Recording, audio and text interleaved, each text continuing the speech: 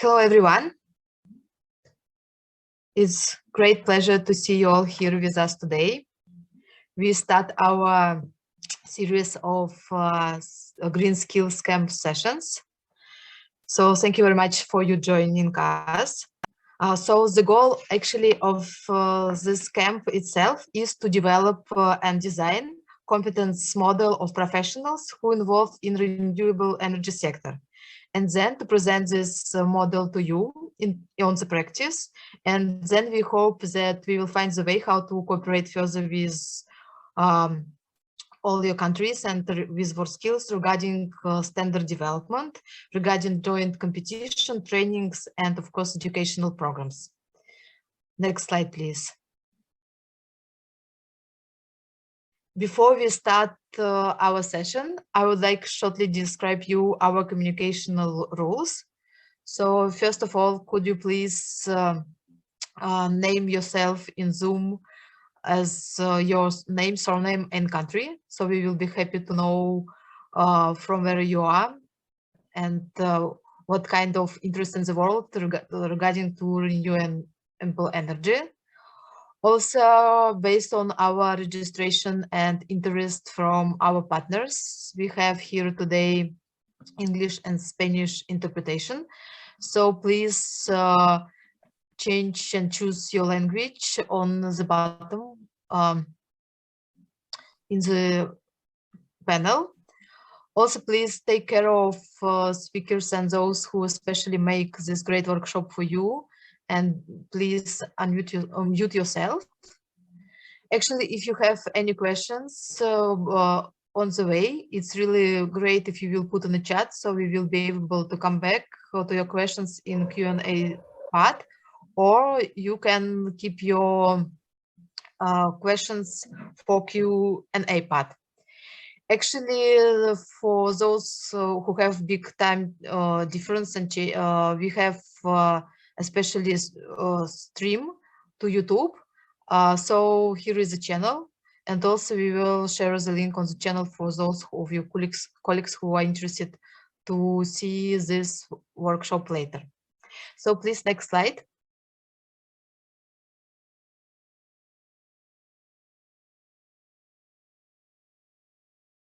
Саш, переключи, please. One more back.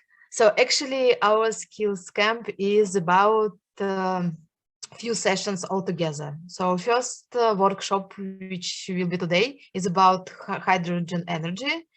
The next session will be on 13th, 14th, and 5th of December. And it will be about renewable energy, which related to solar system workshop. And on the 16th, we will have green skills talk to summarize our experience during these days and discuss what kind of next steps we are interesting to do and invite you to for cooperation. Next slide, please. And a few words about hydrogen energy workshop today. So it will be in 3 parts. First part will be about introduction in general, what are the future of hydrogen energy and how hydrogen energy system works. And then it will be very great to practical part. One part will be related to practical testing of, here you can see like device for practical research. It's more like a small power station, power grid, which works with fuel hydrogen elements. So this station will be present to you. Also, you will be able to see how it's possible to make electronics and how to program and make interface with this station. Also, how hydrogen fuel system works, and also how it's possible and what kind of test project and test task can be available with this station. And then after break, it will be a really great practical case regarding training kits in hydrogen energy. So it will be shared how it's possible to assemble hydrogen fuel cells.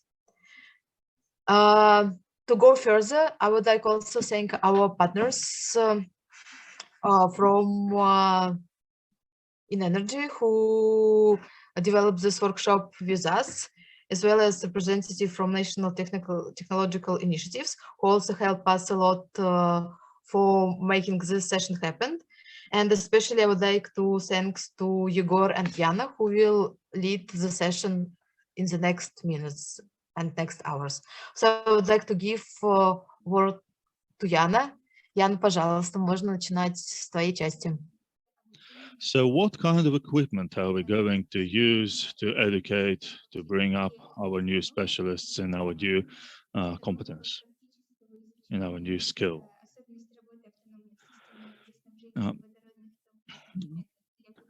So now we are going to work for devices for practical research of offline below 1.5 kilowatt electric power systems with hydrogen fuel cells. I've got it right next to me. It's quite a large piece of equipment. I believe you can see it. Well, you will be seeing it after my slide.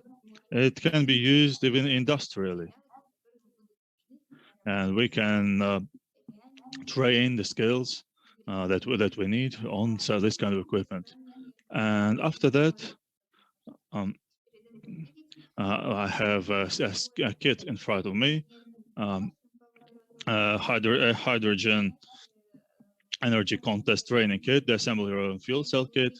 You can also see it. Well, we can use it for theoretical knowledge of how does a fuel cell actually work, and we can use it in practice. How does a single fuel cell work? How we can troubleshoot it, so that later we would be able to more to a bigger approach. So now I will pass the floor to Yegor, who will be telling you about the first piece of equipment, the first device.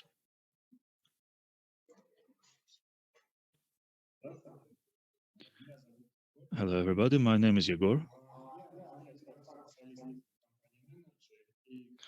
I also work, I'm also employed in the same company, and I'd like to tell you about this piece of equipment that can be used as well as a backup energy source, as well as a completely offline autonomous energy source, a power source.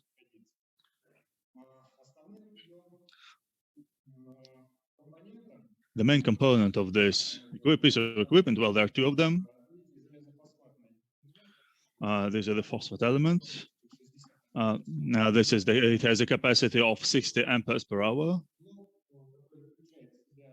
And the assembly where we actually assemble, we're turning the fuel cell batteries, the fuel cells. Well, this equipment is for demonstration purposes. So it is less, it's below than 1.5 kilowatts, but according to our customers' wishes, we can create a piece of equipment of a larger scale. So we need to turn it on. We would need to supply it with hydrogen and oxygen to the fuel cells, and we would need to supply it from the side that is down here.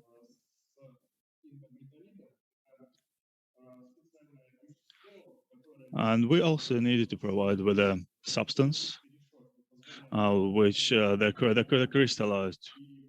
Which provides it for supplying, for passing the hydrogen to supplying it to the customer, which is to the fuel cell. The storage system here is one of the safest, because in case of any emergency, the hydrogen does not leak back. The pressure comes down.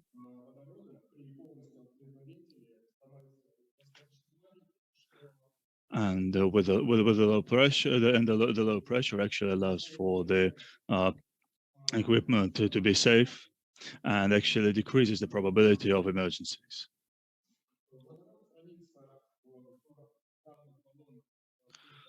The hydrogen is, of course, is stored in a pressurized state.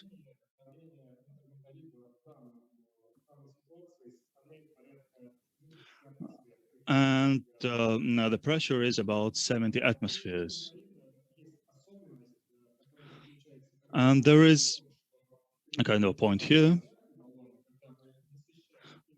First of all, we saturate with hydrogen, it heats up. So we need to provide a system with some sort of cooling device, which we need to take into account when we fuel it up. Because if we supply it with the volumes of hydrogen too big, it would be overheated. This would not be an emergency, but it just needs to be considered. Well, when you consider the optimal use of the equipment, you might think of how to.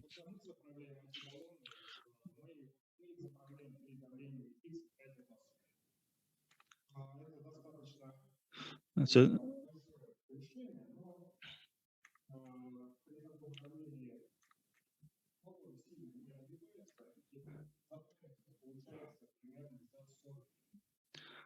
okay. So next, what we have the hydrogen from the storage goes into the fuel cells. Let me demonstrate. Let me show you.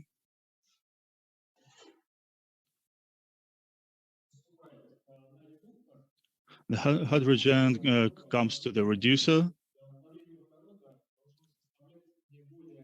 after which the atmospheric pressure, the pressure of hydrogen should be no more than 1 atmosphere, or well, the optimal pressure is 0.8 atmospheres. This is an absolute must.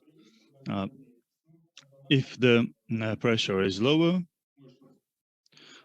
we can increase the power we output. They are interconnected. Also, basically about the hardware, that is it. About the electrical part, after the fuel cells, we have the conversion units, the adapters.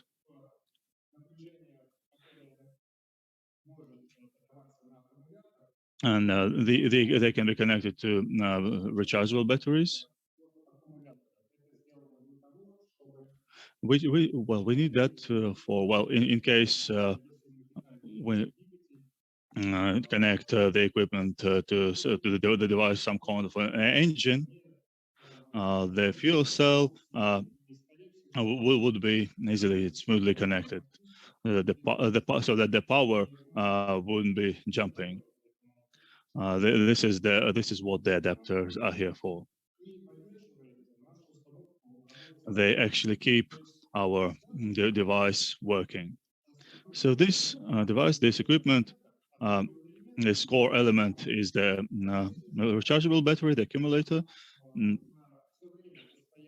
And we also have this backup the fuel cells. We need to take it to monitor the specs, monitor the parameters at all times.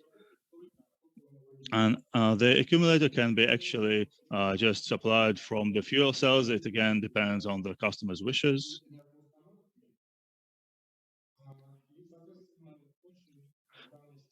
And so this system is quite flexible. This system, it ends somewhere at this level. And the upper part is the electrical load equipment. Now that allows us to that allows us to work with electrical parts of it. It's at some point it uses instead of the electronic parts. I mean, if we put some piece of electronics on the upper part of the equipment or upper part of the device, we can connect it, and we can monitor the pressure. We can actually monitor the parameters so that in the safest way possible. So there are several work modes for such kind of single fuel cells, so we can monitor its behavior. This is more for research, but it can be used for working with the units, working with these devices as well.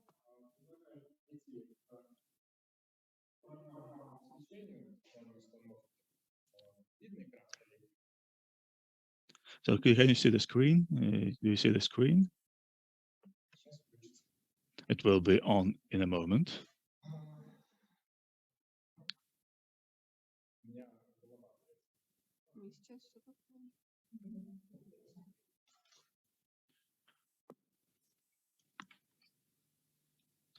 Please wait a moment while we adjust the camera.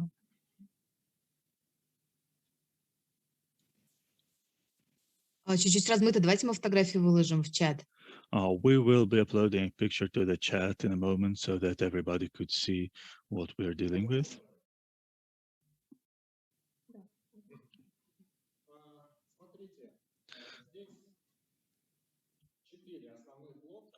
So we have four main blocks here, four main areas here.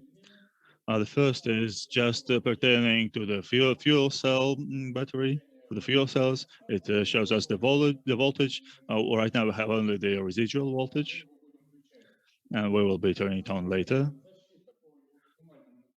And so we see that it's protected on the minimal voltage, on the maximum current. We have the working modes. Why do we need that for?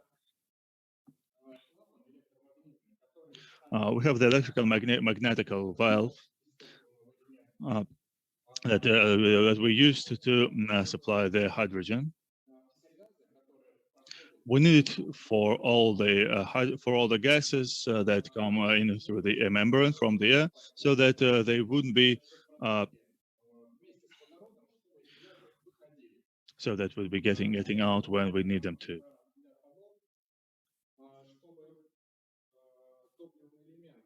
So when the fuel cell, when its voltage, when its power gets down, we can use. We can use. Well, I can show you on later. We have next. We have a temperature module here. We have five temperatures, 5 points of measuring temperature on the fuel cell. We have 4 sensors on the corners and 1 in the center. The temperature. Sometimes we can use them to monitor temperature. We can use the equipment in low temperatures, and the equipment simply won't turn on if the outside temperature is lower than the minimum required parameters. Okay, another thing I'd like to show you. There is a maximum temperature set when the temperature is stabilized. Now, when we reach the maximum temperature. So this kind of setting, this kind of mode, we need when the temperature we have is too high. Another temperature setting, the maximum, we have the stabilization temperature parameter. When we use it to work with constantly working fan.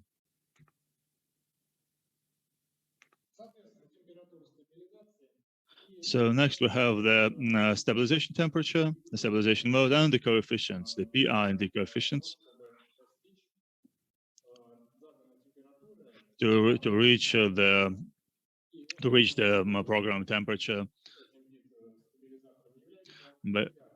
And the stabilizer, the device we use for stabilizing temperature is a fan, which actually has 2 functions. The first is driving out the excessive heat, and the other function is to bringing in the oxygen to the input. So next, about the fuel line, we have the line pressure, the H2 pressure, the H2 pressure in the fuel cell, the H2 consumption. Here we see it's undefined, because in the piece of equipment we have here, it's not actually defined. But it can be defined in case we, well, for instance, the hydrogen supply is logistically limited. Here we can define the H2 consumption so that we won't consume more H2 than we can supply. Because the H2 consumption is actually dependent on the air temperature. So here we have minimal pressure, maximum pressure, and the limited pressure. Now, if we reach this limit, we drive out the gas. We drive out the hydrogen to a storage unit. We need to be careful with this option. We can actually absolutely cancel it on any piece of equipment. I mean, if you are using the piece of equipment in some closed in closed rooms, so you need to take some measures so that the hydrogen would not be there in inflammable, ignitable volumes. And the last thing is the battery, have the voltage, the current, and the charge.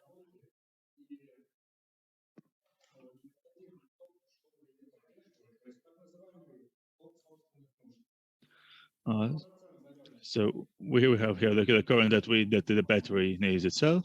We also can choose the values for minimal and maximum voltage. And the battery battery can be replaced in case we need it. In case we need to use a battery that has more capacity or the same capacity but it's a newer one.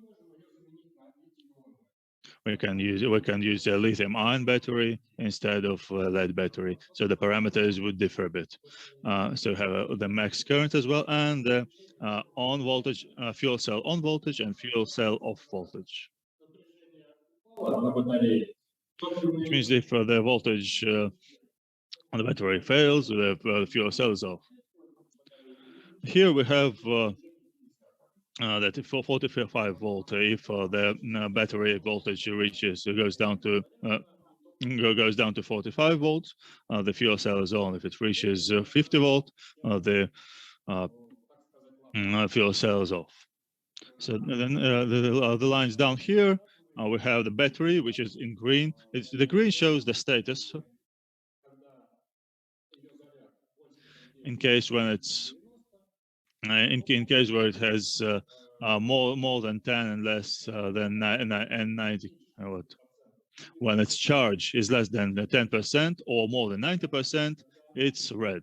It's yellow. And when the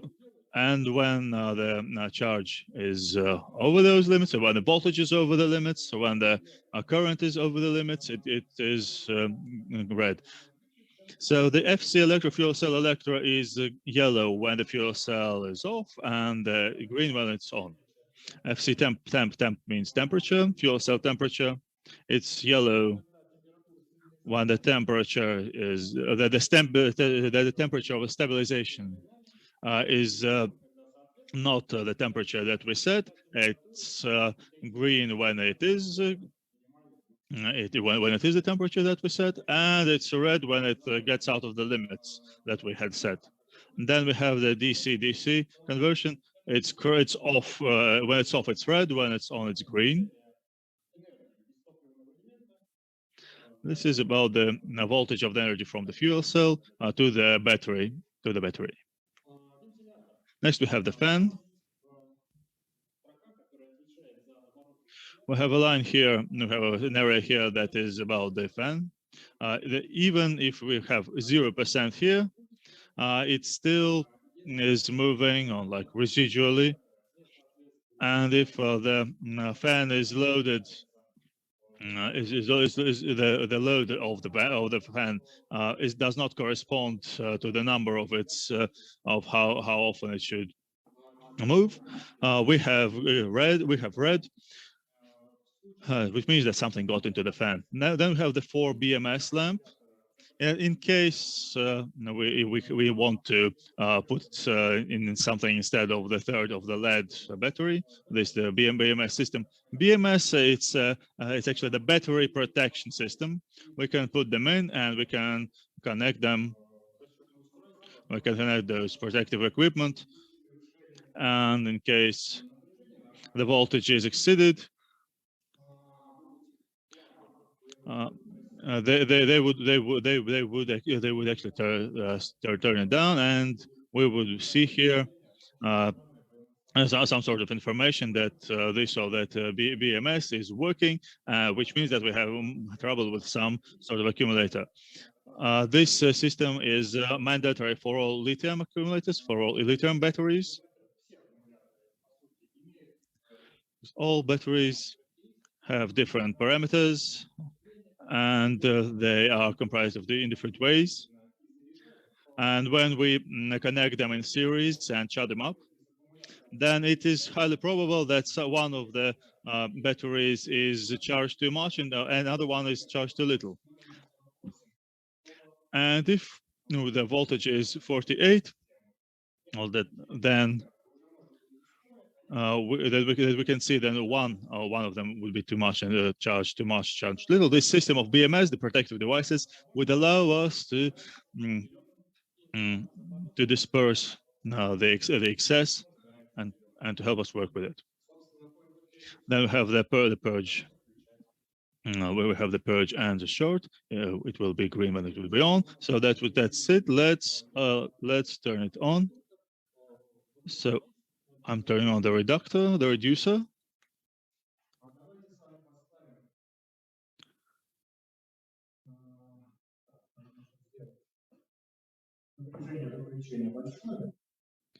Let us choose the voltage, the on voltage,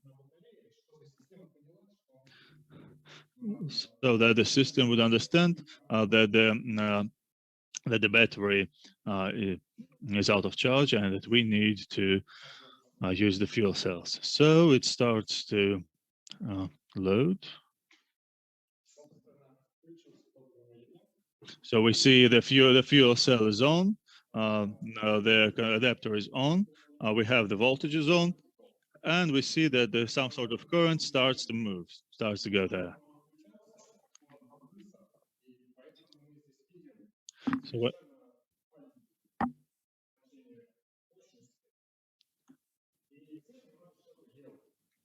So we see what kind of voltage we have here, what kind of current we have here, and if we turn on the fuel cell, let's see what we get.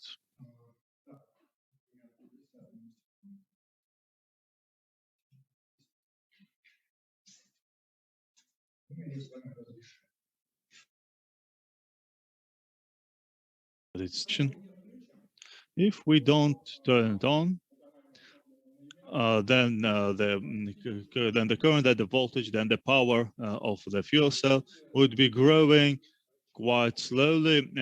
It can take us 4, 5, 6 hours. But if we turn on an additional device, we can really make it really faster. You see the current here will be growing, the amperage. And if we think of why we have here amperage and 100 watt instead of a kilowatt. Now the point of this device is for demonstration use only. We only use it to understand how it works. Also the ventilation here is not perfect. It's not brilliant. So that's why I wouldn't be demonstrating it to you on a in big capacities in a large power mode. So while we were talking, the current grew again, and the talk on the current on the battery became minus because it's being charged now, and that's how the system works. We see that the temperature started to rise. At the moment when the maximum temperature, one of the temperature reaches 50 degrees, the fan would start moving faster, so that to increase the airflow and to drive out the heat.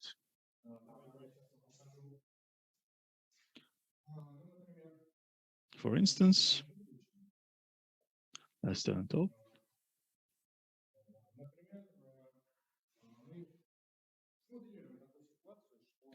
For instance, let's say the fuel cell,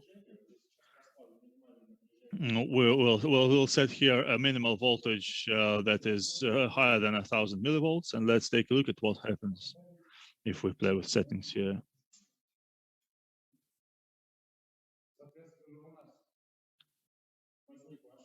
So we see we have an error here. The DC-DC is off. And also we see an error in the voltage, but it's still turning on. Why? Because when it turns off, it actually jumps, it moves, it becomes 0, which is more than the minimal voltage, and it turns on back again.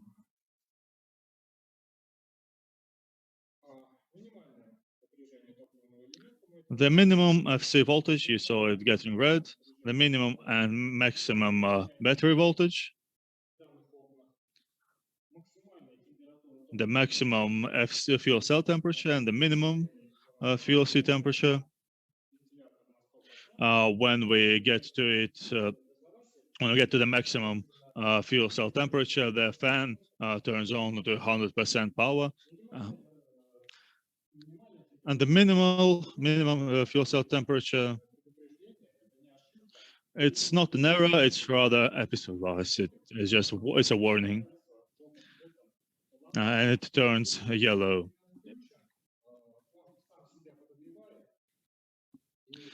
And the temperature is low, it actually heats itself up.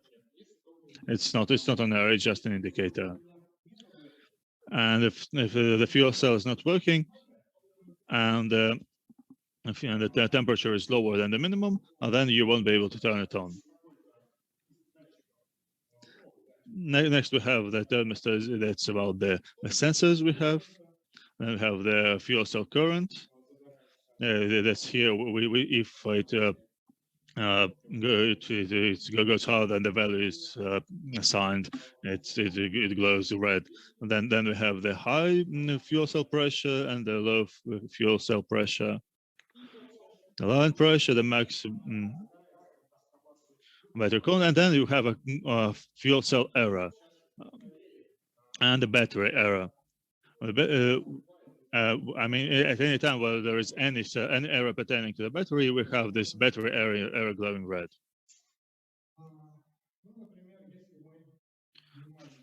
For instance,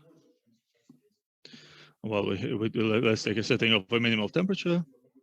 Now, if the temperature is too low, we have that we see that the temperature does not correspond to the values, and it's too low. But the fuel cell continues working. We have DC-DC is working. We have the fuel cell temperature glowing red, but it is working because it was working before we switched the temperature settings. And let's take a look at the maximum.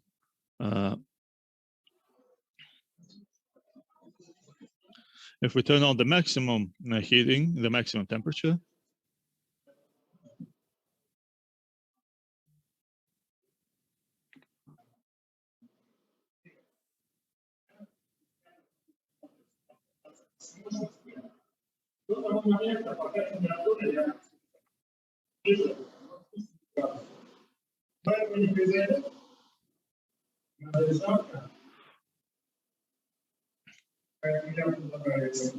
Коллеги, что-то со звуком у вас. Please wait while we're experiencing technical difficulties with the sound. Oh, the sound is back.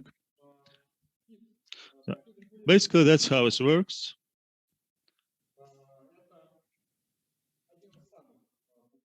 This is one of the most popular ways that we use to regulate the temperature. We have the proportional and integral coefficients parameters.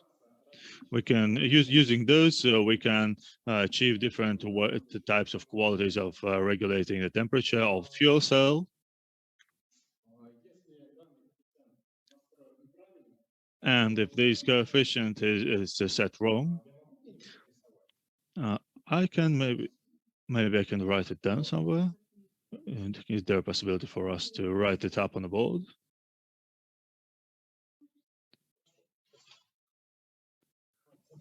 Let me write it up.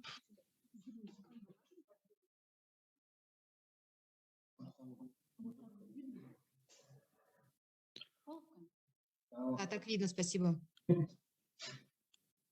Если мы неправильно отстроим центр регулирования, здесь у нас время. So here we have time.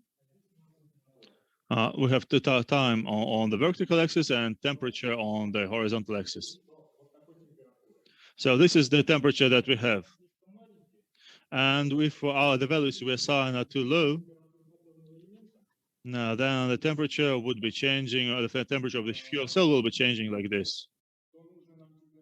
It will come up to the temperature that we need, but the time it takes would be several hours. And if we assign it to high value, we assign the values for the temperature too high. Now that's how we will be having the temperature adjustment, which is also not too good.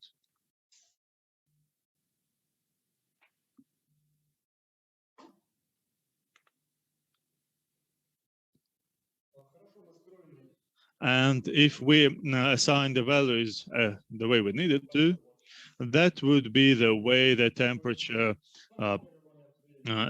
goes out. So it would be heating up quite soon. And at first, the temperature would be just a little bit higher than the norm. Next moment, a little bit lower than the norm, the standard, and then it will be corresponding to the standard that we set.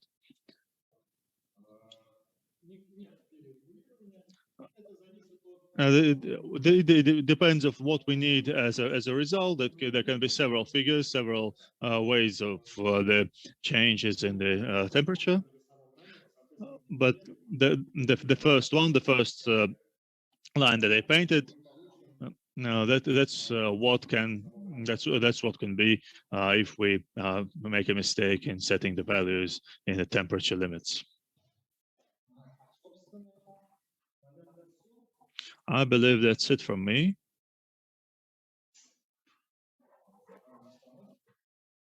About this piece of equipment. If you have any questions, I'm ready to answer.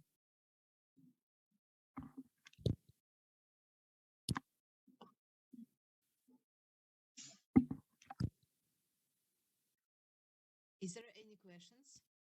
Do you have any questions? Maybe any questions regarding interface or the station itself or some elements?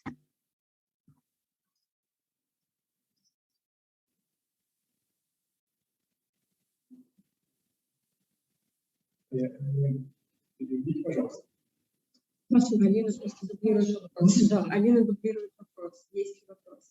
Пока нет. Okay, so if there is no question so far, we can go to the next stage. Если нет, What we have a question. What is torch? давайте мы переключим свой русский канал.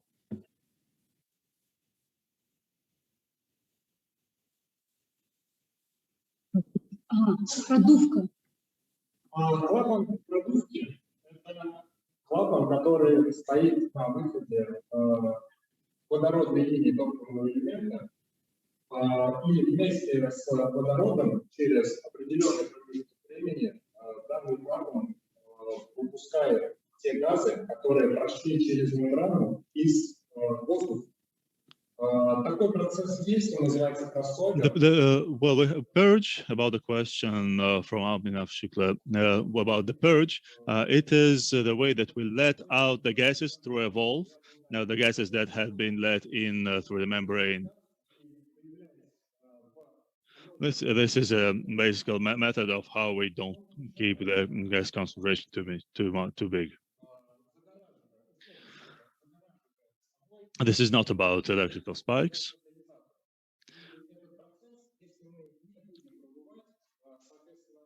I mean, if we don't purge, if we don't let the gas out, then our parameters, then some of our key parameters would keep falling.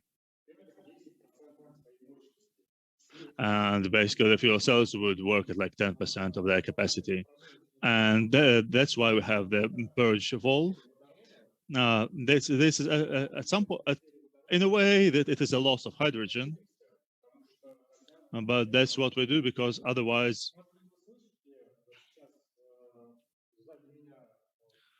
maybe you can hear there is a sound that the device is making. That is actually a sound of the purging of air flowing.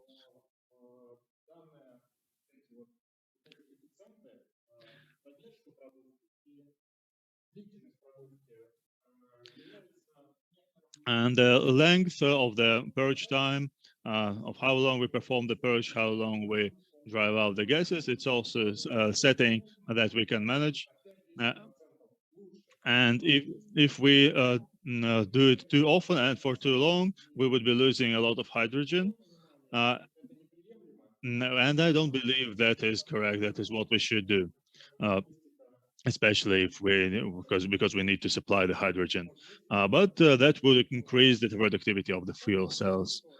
And if the purge, if we perform the purge, if we perform the airflow, the airflow, not too often,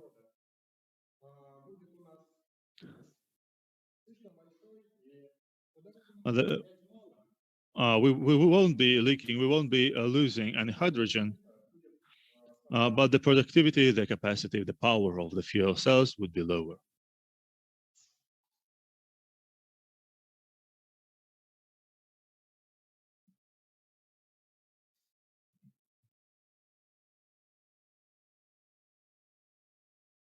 Dear colleagues, are there any more questions?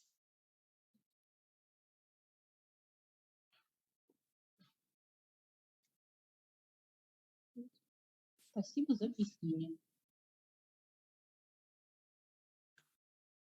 So I think that we can go to the next Можем перейти к следующему. stage. А может перерыв тогда сделаем? У нас следующий пункт идет как раз.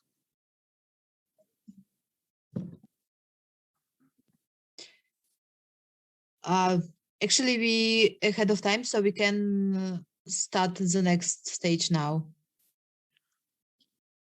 А вы заканчиваете? Dear colleagues, just we need to bring new training kit to table. It will take few minutes, and then we will continue. So like 5 minutes break, and it can be. Перерыв.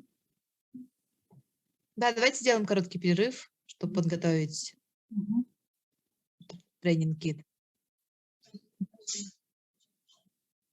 Мы скинули. Я повторю просто.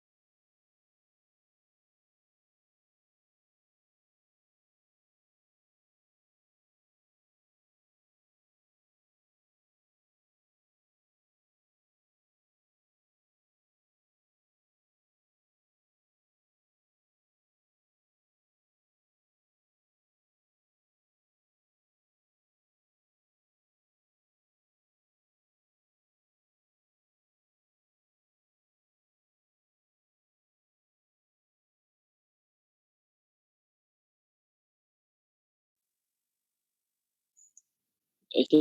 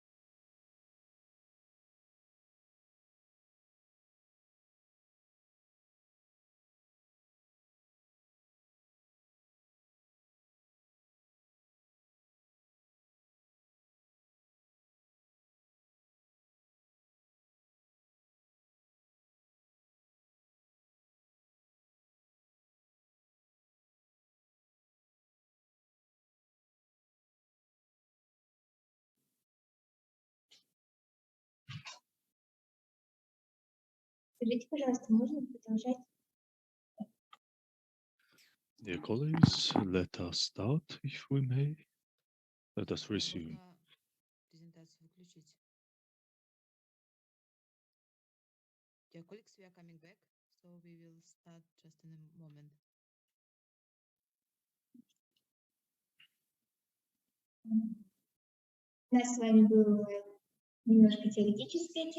So before we had some piece of a theory, the theoretical approach.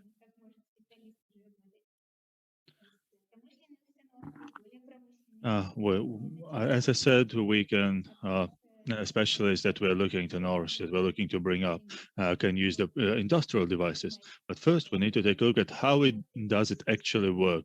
How do fuel cells actually work, and how to troubleshoot if we have any troubles? And that's what we will be doing now. But first, let's take a look.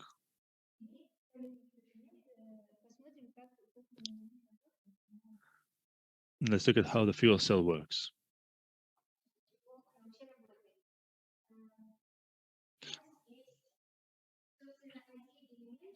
So this is a single fuel cell that we can see here.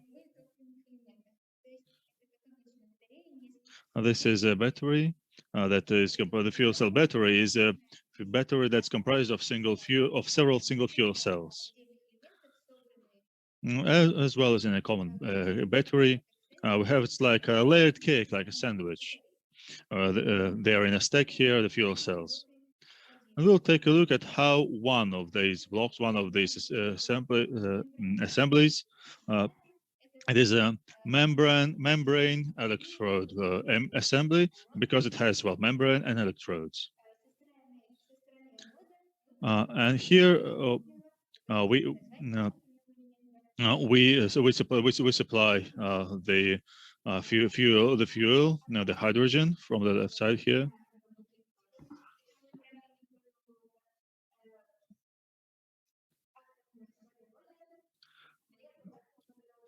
And here we have the gas diffusing electrodes that we use.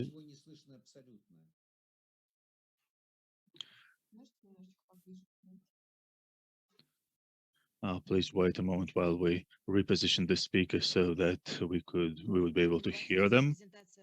Давайте раскроем на экране презентацию. Яна будет рассказывать презентацию, всем будет видно эту презентацию. Этого нет на презентации.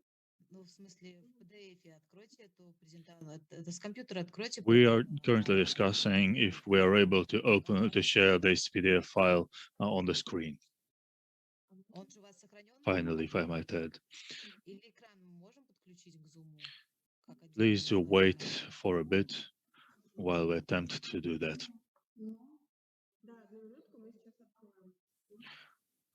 Momentarily, we'll be sharing this file on the screen. Sorry for technical issues. Just a moment. We understood that it's not possible to see the presentation on such screen.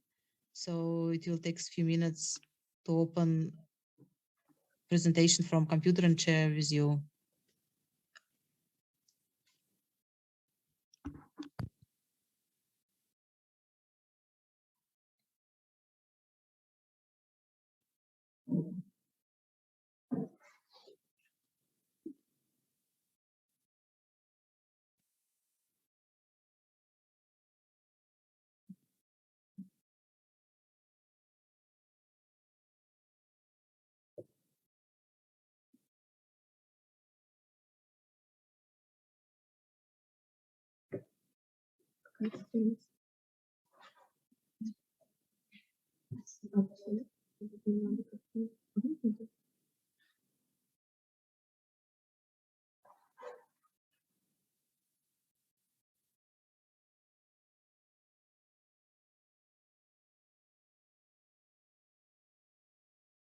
Коллеги, сейчас видно? Да, так видно, спасибо. Well, I believe you can see the same picture, and you can.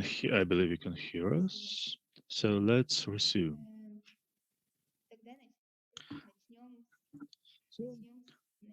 Let's begin let's start from the beginning here. So how a single fuel cell works on this simple scheme. we have a battery here, a single fuel cell battery, which is comprised of several assemblies, membrane electrode assemblies. And so let's take a look how one membrane electrode assembly works. So why do we call it actually membrane electrode assembly?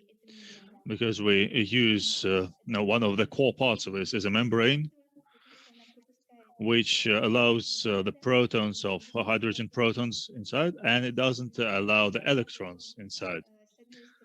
So when we supply the hydrogen to the fuel cell, the anode, the electrode, the anode separates the hydrogen into electrons and the protons. The protons go through the membrane, and the electrons go to the external electric circuit.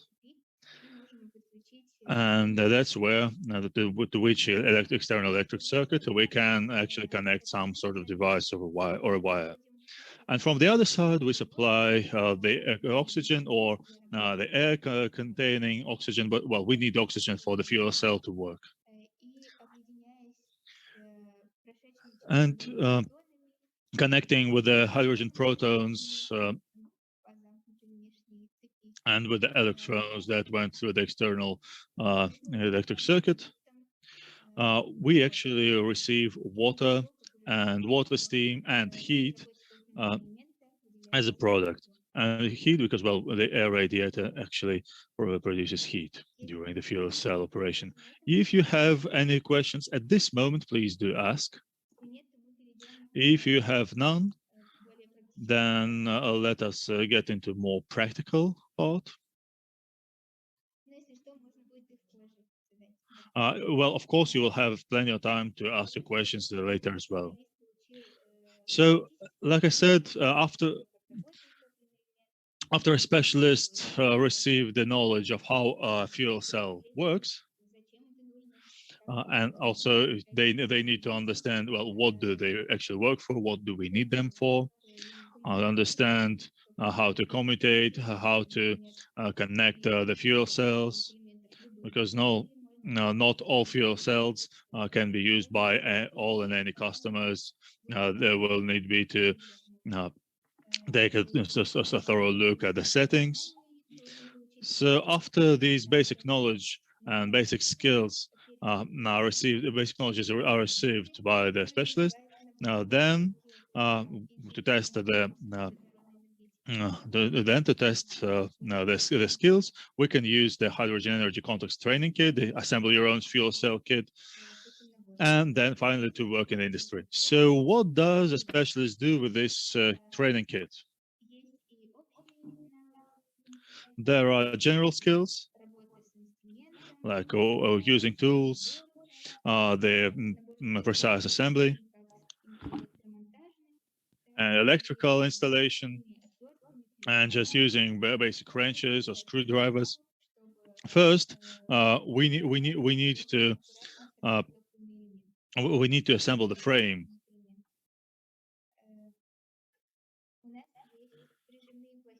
We have here the clamping plates.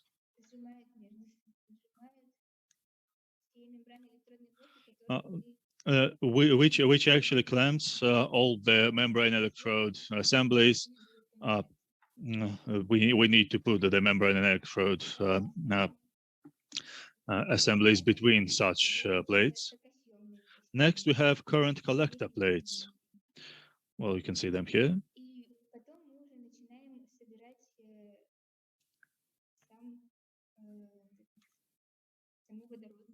And then we start actually assembling the fuel cell. Now, which actually is comprised of membrane electrode assemblies in a stack. First, we have the graphite plate.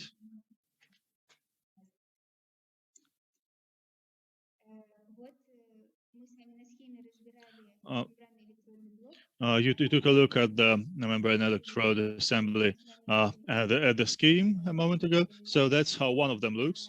Here we have the catalyst, and inside there is a membrane. So this is one of those assemblies. Another important part of a fuel cell a fuel cell battery is a seal that provides the air tightness. There are different ways of applying the seals and the seal gaskets in industry, for industrial use. Sometimes they take more space, sometimes they take less space. Right here we have this option. Sometimes it's even liquid. We actually provide the seal in liquid state, and the liquid goes to all the spaces that need to be airtight, because we need to make sure that the hydrogen doesn't leak.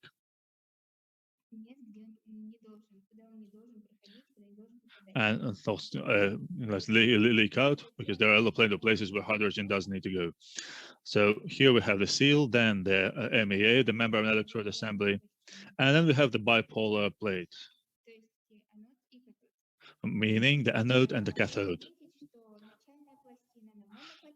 I'd like to say that the first plate was monopolar, and the plate that will be at the upper end of the sandwich will be also monopolar.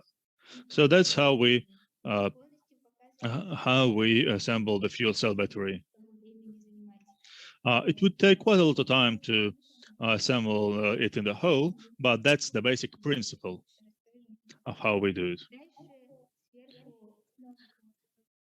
So we can put several of them in stacks, and then again the current collector with the clamp plate. They are clamps, are bolted, and in the end, this is how it looks, how it's supposed to look. Now we also put out the clamps, the terminals, so that we could connect some other devices. We have the push-in fittings as well, and also we have here the thermopare. This wiring we needed to support to provide the temperature that we need the fuel cell to work. That's about 42 degrees. And also we have a control board. We'll have a control device that controls the temperature, because the fuel cell doesn't need to. This control piece supports the temperature at about 42 degrees and does not allow it to go below 0 degrees or over 100 degrees, which would be the critical conditions, the limits. So we have here a fuel cell battery. And now let's take a look at the pipelines. What are the pipelines? I believe the previous speaker told a bit about that, but I think we would like to show that as well. We need to supply the hydrogen, so to provide it with hydrogen supply lines. Hydrogen can be kept stored in balloons and bombs. Here we have metal hydrate cartridges. We have the metal hydrate inside. It's it looks like a sort of metal sponge, and the hydrogen goes out of there under pressure.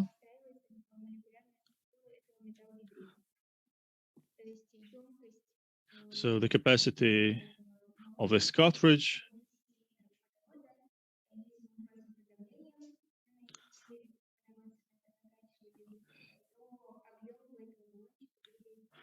allows us to work with it completely.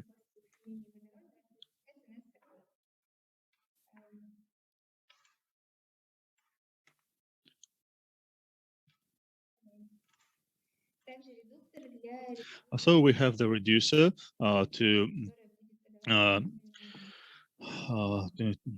control the pressure, which we will be using to supply the hydrogen. These would be just adapters, the silicone tubes, which we would use to supply the hydrogen, and to connect a pipe to a fitting. We were using a plastic adapter to provide for a better contact. So we have here the hydrogen supply, And next is the line for the purge that someone was asking about. We have a valve here that is regularly opened from time to time and purging the systems to clean it from the elements, from the gases that come in with the air, mostly nitrogen, because nitrogen does actually have a quite bad influence on the system. And like I said, well, when we purge, like it was said, during the purge, the hydrogen also is getting lost. But when we compare the loss of hydrogen and the loss of productivity, if we don't purge the gases, we will see that it's more important to purge the gases than not to lose any hydrogen. So that would be it for the tubes. That would be all about the hydrogen. We have the hydrogen source, the hydrogen line, and the hydrogen and the gas purge system. And the gas purge system doesn't get in the way of working of the hydrogen supply. Also, we have the ventilation system, the fan, because, like we said, we need not only hydrogen, but also oxygen for a fuel cell to work. And the fan actually increases the airflow into the system, and it also is used for cooling and for driving out the excessive heat. We will be connecting it now as well.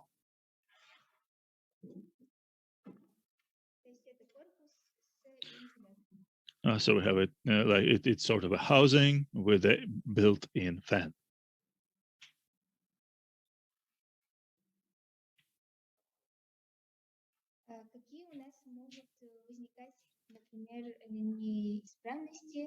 What kind of troubles might occur on this stage, at this stage?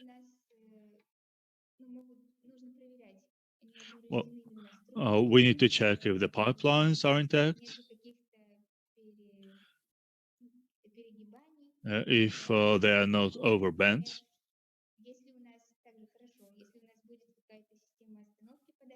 And if we have a hydrogen line stoppage system, so that we would not be needing to disconnect and reconnect the sources. And about the troubleshooting, we'll speak later. So this would be the basic. Now we have the gas lines, and next we get into the electronic parts. And this would be the connector for the power source, the fuel cell, and with the device where the current goes, or the electricity goes.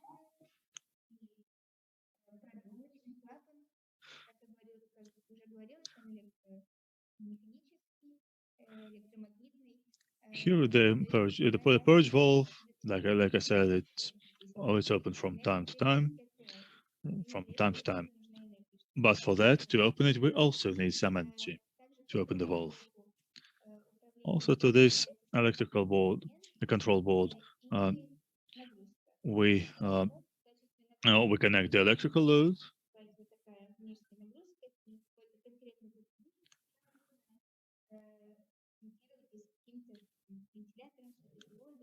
So here we can install some sort of another fan or a diode to lamps. Here, this electrical load, we will be working with it later a bit. It allows us to imitate a different kind of voltage might be needed for different kind of customers. Like it imitates it imitates a customer, it imitates the next process that might need specific parameters. So let us get on with connecting it.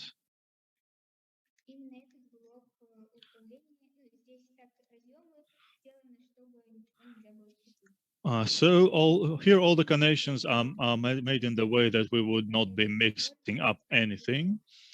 But this is the training kit.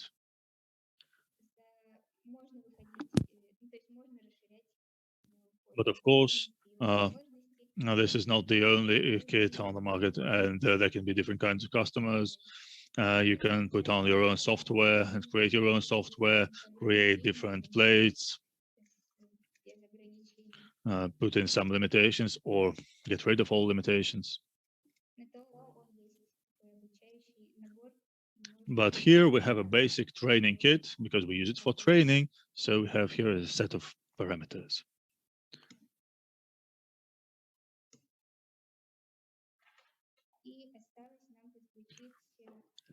So the last thing we need to do is the consumer of the energy.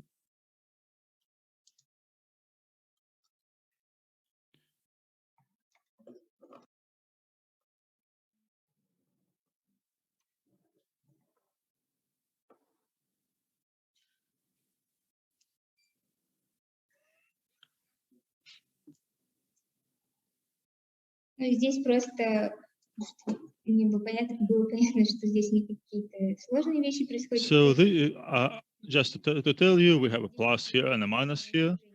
And for 5 volt or for 15, two types of them. But we also have an adapter converter here in this electronic block. So I'm not doing anything difficult. We have here the clamps that we use to connect it. And now we will be turning it on.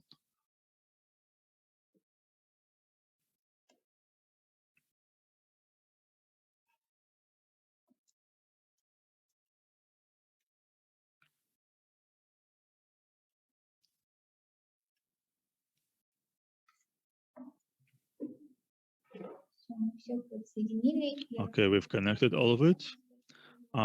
As I can, I will be trying to show to you. You hear the sound from time to time. This is the sound of the purge valve.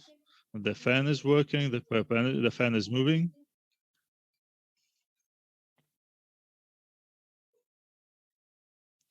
So let us put in some settings.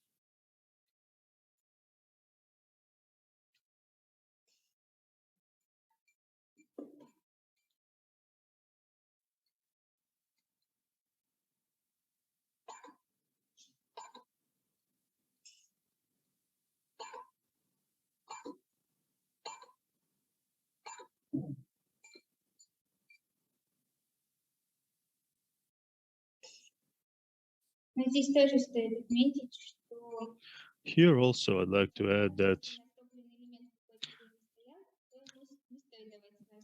if the fuel cell was idle for a bit, we don't need to supply big amounts, big volumes of hydrogen, like when it's just started. So the parameters from the beginning should be a bit lower. So here we have the nominal voltage of 10, 12 volt. And right now it's 20, but we needed some time to reach the 20 volt limit. So we can actually put here different parameters to reach them, to imitate different kinds of customers, of electricity users, of energy users. About the troubles that might occur, apart from the bending of the gas lines, we always need to check if the wiring is intact.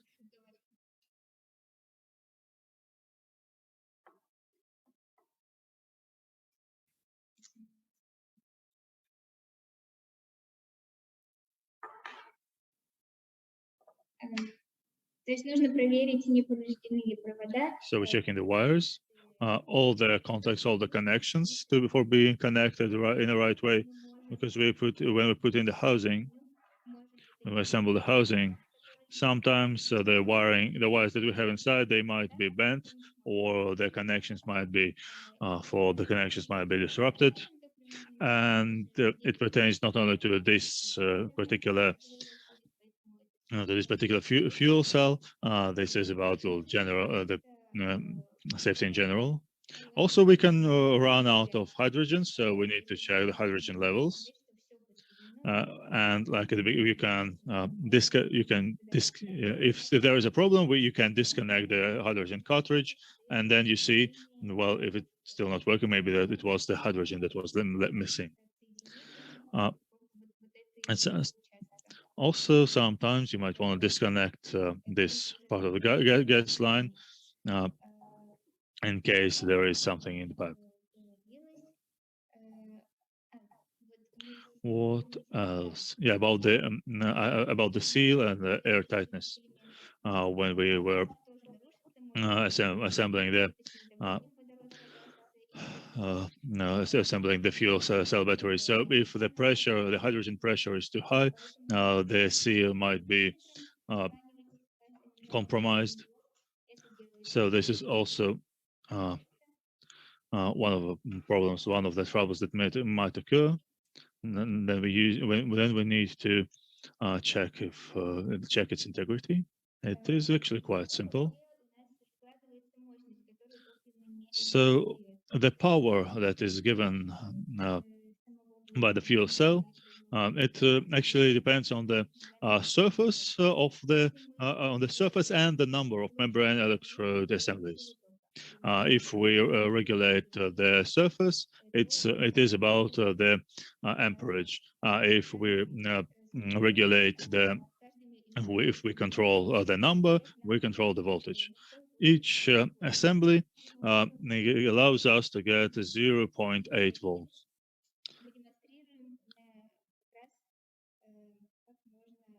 So let us take a look at how can we check if if each and every membrane electrode assembly is performing correctly.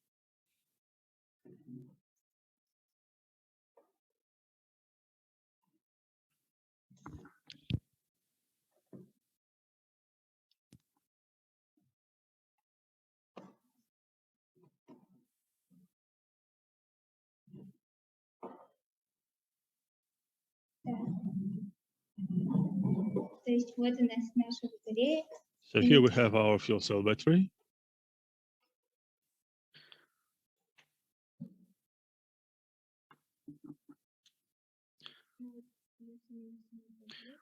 And here we put it close to the battery. And on this screen, we see 0.77572 means it's okay. If there is a leakage, we could see 0, 0.1, 0.2, which means that we need to disassemble this fuel cell, or just to understand that the power output of the fuel cell battery would be lower than it would have been if there were no leakages. Also, for leakages, we can use the gas analyzers to test for leakages, in which case we would need, if there are leakage, we would be needing to reassemble the fuel cell battery and reassemble it, taking into account the air tightness. There are different modes, different kind of systems, different kind of connectors that can be used for such hydrogen fuel cell batteries. Another thing I'd like to add is that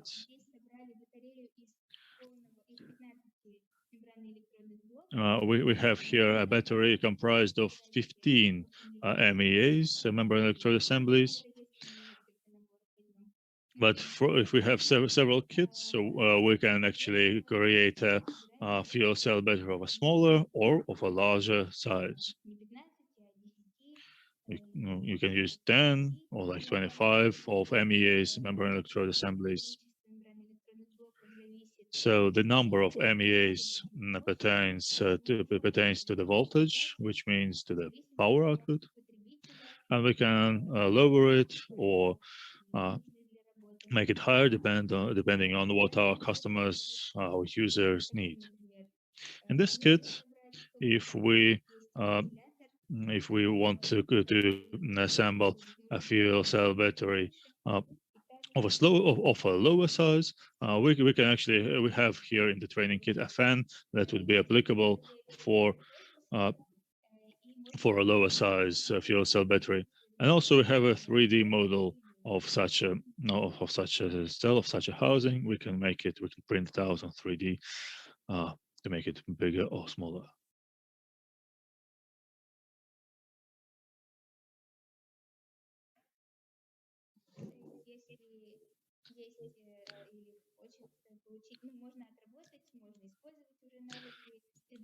So if you have some skills in 3D printing, in 3D modeling, you can create, well, we have the basic 3D model here. So you can create you can create a fuel cell battery of a smaller size or of a larger one.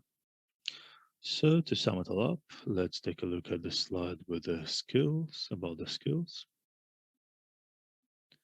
Please wait while it's being shared on the screen.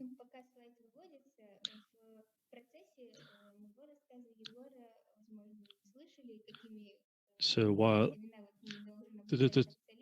I was talking a bit about the skills that specialists working with hydrogen equipment would be needing for backup energy supply, for autonomous and offline energy supply. There are some general skills like electrical installation skills, using measuring instrument,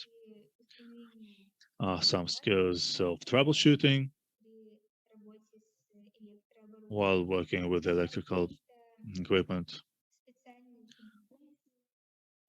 as well as professional skills, specific skills, like determining the operating parameters of hydrogen fuel cells, understanding how to communicate, how to connect the elements.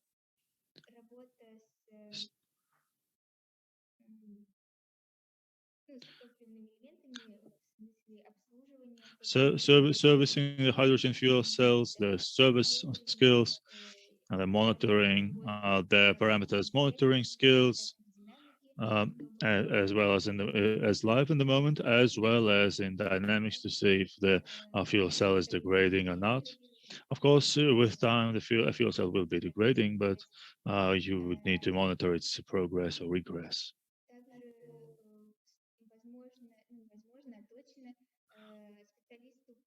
Also, such a specialist would that would be servicing the backup and offline hydrogen fuel cell power systems.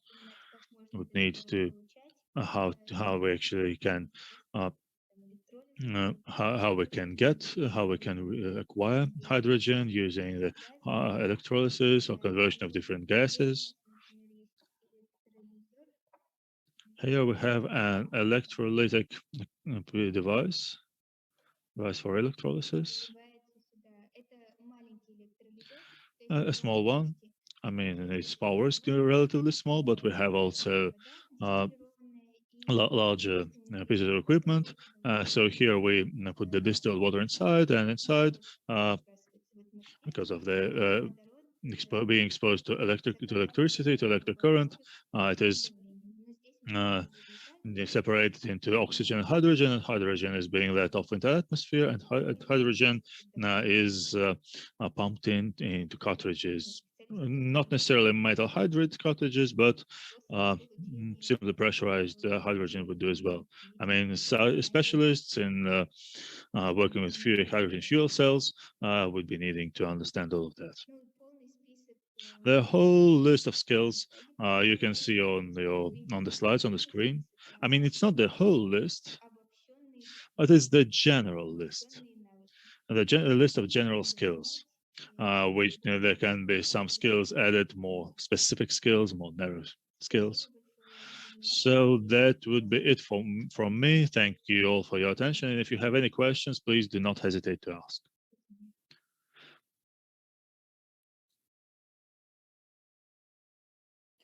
Thank you, Yana, for sharing us this basic knowledge and sharing training kit, and actually make this summary regarding what kind of skills and what kind of specialists behind the hydrogen fuel systems. So as we can see, there are some skills which related to electrical specialists and which are transversal and cross-industry skills, as well as there are a few skills which of course related to especially hydrogen sector. And it was a great possibility that Igor demonstrate to us the fuel system with the fuel elements themselves, and Yana demonstrate training kit. So we hope that one of the model of renewable energy could become hydrogen energy, which we can use during world skills competition and also during our educational and training program. Also, some of our partner colleges are looking how to integrate this hydrogen system in classes.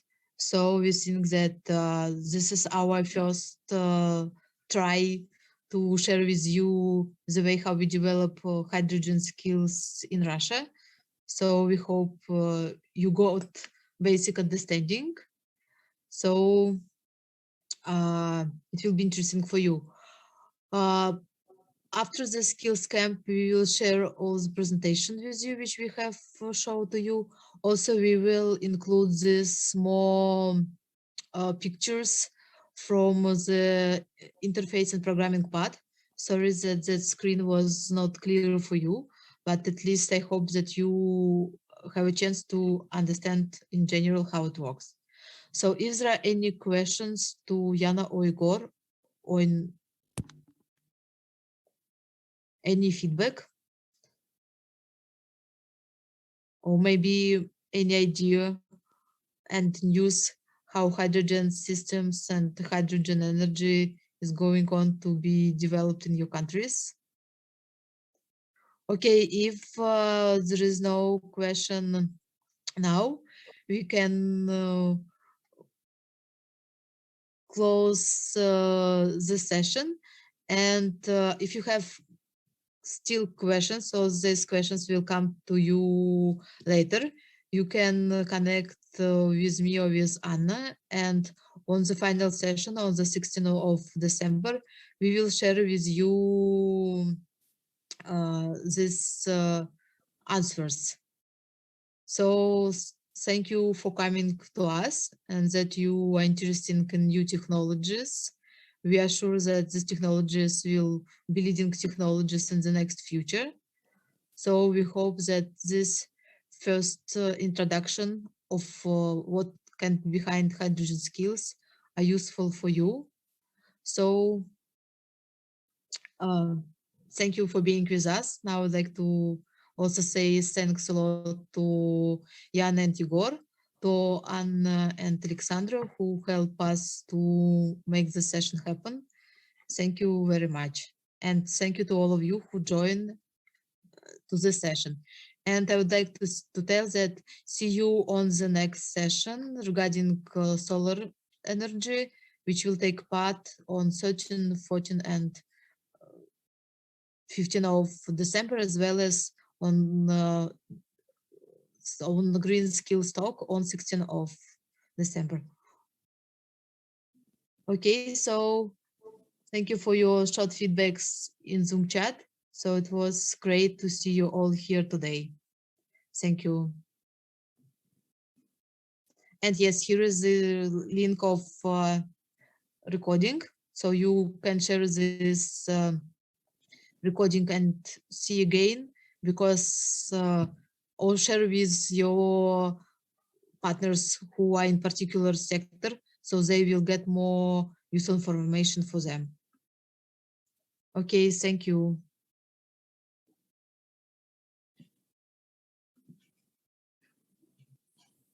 Okay, thank you.